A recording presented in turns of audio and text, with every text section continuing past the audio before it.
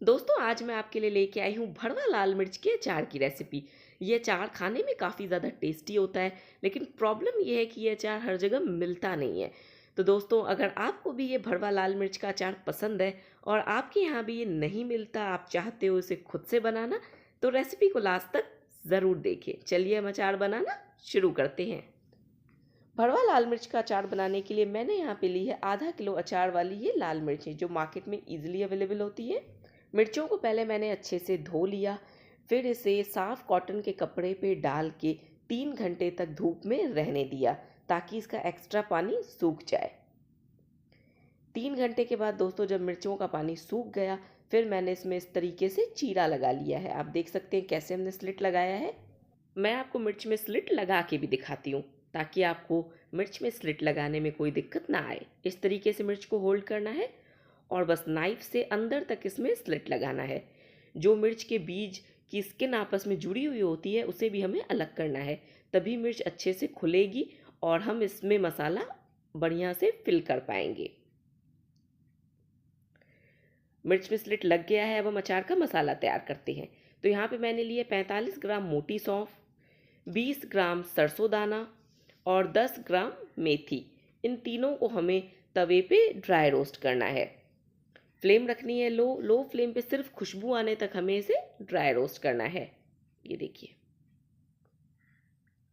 मसालों का कलर हल्का सा चेंज हो गया और इसमें से काफ़ी अच्छी खुशबू आ रही है। तो तैयार मसाले को मैंने निकाला है एक प्लेट में, इसे अच्छे से ठंडा होने दिया। अब हम इसे दरदरा पीस लेंगे। दरदरा मतलब थोड़ा मोटा मोटा, बिल्कुल फाइन पाउडर हमें नहीं चाहिए। अगर हम इसे बिल्कुल पाउडर बना देंगे तो अचार में वो टेस्ट नहीं आएगा। तो इस बात का दोस्तों खास ध्यान रखें कि मसाले को आप दरदरा ही पीसें। मसाले को मैंने पीस लिया है। अब हम यहाँ पे सूखे मसाले का एक मिक्स रेडी करेंगे। तो यहाँ पे मैंने लिया 50 ग्राम सफ़ेद नमक, 20 ग्राम आमचूर पाउडर, 20 ग्राम काला नमक, 10 ग्राम हल्दी। इसी के साथ हम यहाँ पे डालेंगे हाफ टीएसपी हींग यानी कि आधा छोटा चम्मच, और 2 छोटे चम्मच कश्मीरी लाल मिर्च पाउडर के।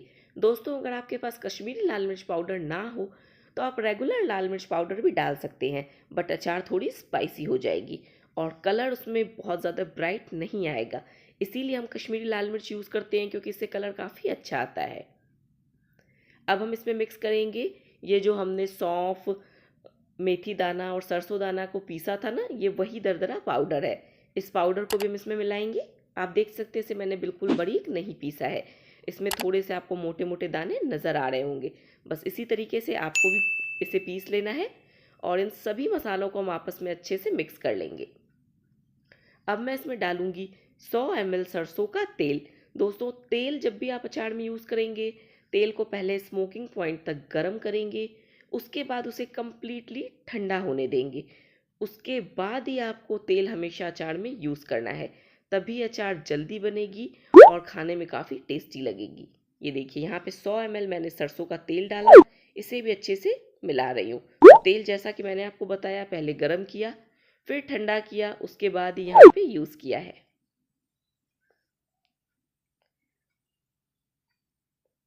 अचार का दोस्तों मसाला बन के तैयार है। चलिए अब हम इसे फिल करते हैं हमारे मिर्चों में। जिस मिर्च में हमने स्लिट लगा के रखा है ना, उन्हीं मिर्चों में हम ये मसाला भर देंगे।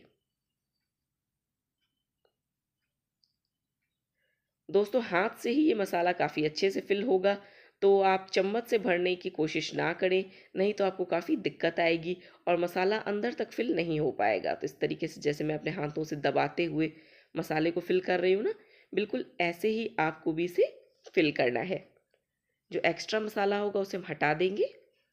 इसी तरीके से मैंने सभी लाल मिर्चों में ये मसाला भर लिया है।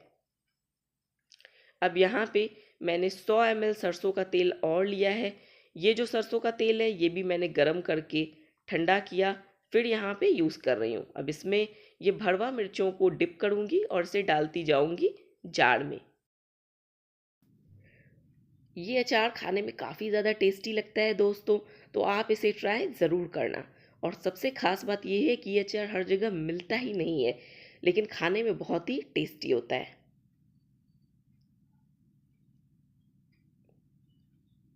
बस कुछ नहीं करना, अब सभी मिर्चियों को हमें इस तेल में डिप करना है और इसे डाल देना है जार में। और लास्ट में जो तेल बचेगा वो तेल भी हम इस अचार में पोर कर देंगे। इस जार के अंदर हम वो तेल डाल देंगे। ये देखिए मैं डाल रही हूँ। साथ ही मैंने थोड़ा सा और तेल लिया है, क्योंकि मुझे ये अचार साल भर तक स्टोर करना है।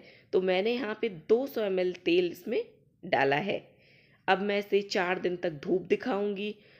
बीच बीच में इस बर्नी को हिलाती रहूंगी ताकि तेल अच्छे से अचार में मिक्स होता रहे और अचार जल्दी बने और ख़राब भी ना हो। इस अचार को बना के दोस्तों आप साल भर तक रख सकते हैं, ये अचार ख़राब नहीं होगा। तो दोस्तों आज की रेसिपी कैसी लगी मुझे कमेंट सेक्शन में लिख के ज़रूर बताएं। वीडियो पसंद आई हो तो चैनल को सब्सक्राइब करें, वीडियो को लाइक करें। मिलते हैं नेक्स्ट रेसिपी के साथ, तब तक के लिए